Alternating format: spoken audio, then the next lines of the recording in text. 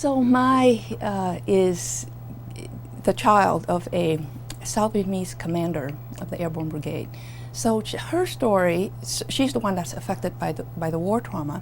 But at the beginning, the way the book starts, it's very calm and idyllic. So it's sort of the lotus before the storm, right? Because the country is already on the brink of a really big traumatic event, which is the assassination of President Diem, and with that really comes the huge arrival of Americans. So Mai lived on the cusp of that historic event, and the question then becomes, can you really be a lotus which opens and is blooming, but you are surrounded, admired in mud and quagmires? The main theme of the book and the story that I really want to tell is the story of loss. So the loss is on a personal scale, because it's a family loss, so it's intimate, but that intimate loss is also reflected through a national loss. So the national loss, which is the loss of a country, occurred 30, almost 40 years ago, from the time the story started. So it's a constant reverberation. So in many ways, the characters are not, you're exactly right, are not really able to escape from the past. And it's a theme that I have always been very interested in, which is the sort of the dichotomy of past and present, but not just dichotomy, but simultaneity.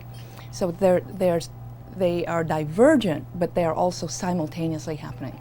So a character could be living in the present, and suddenly the past would be superimposed right on top of the present. And I wanted to show how war doesn't really have an end, and that it really is a continuous echo through the hearts and the minds of the people who have suffered through those wars. And not just in the form of trauma, because there's a lot of trauma in the book too, but just in everyday life. That the trauma permeates in minute ways in everyday life, that it's not an episode of traumatic event, but that it's a continuity of that. And that's because the past is so linked to the present. Even though she's affected by the war, a lot of the details I give about her life are very ordinary, mundane details, because I also don't want the book to be dominated by war, even though it's very much a war book. I just didn't want Vietnam to be reduced only to war. So through her, you see just ordinary childhood events, friendship with an American, rock and roll. I mean, I grew up with the Rolling Stones, so I had an American friend who was stationed near my house. That's the character James is based after him, and he always played 19th Nervous Breakdown to me, and I love that. So I wanted to convey some simplicity and ordinariness also, and then you juxtapose that against an unleashing of very big wartime forces from all sides. I wrote this quote down towards the end of the book when they are leaving because they have to get out of Saigon. The father tells Mai, he says, "We are going to America, the country that both betrays and redeems." And Yeah. It's just this. Because this is a country that saves us, Right. because we're all fleeing Sure.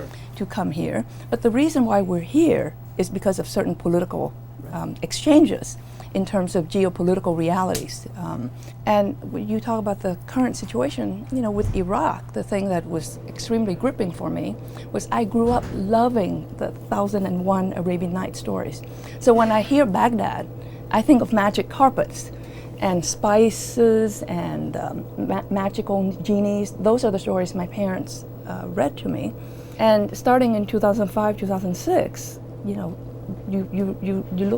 hear the word Baghdad and Basra, and it's displaced the 1001 Arabian Nights. So in the book, in terms of bringing the political and military canvas of Iraq into the novel, I did what was very natural for me, which is to remember all of those bedtime stories that my parents read, the Arabian and One Nights, and then have the father see Baghdad and Basra on TV as a battlefield.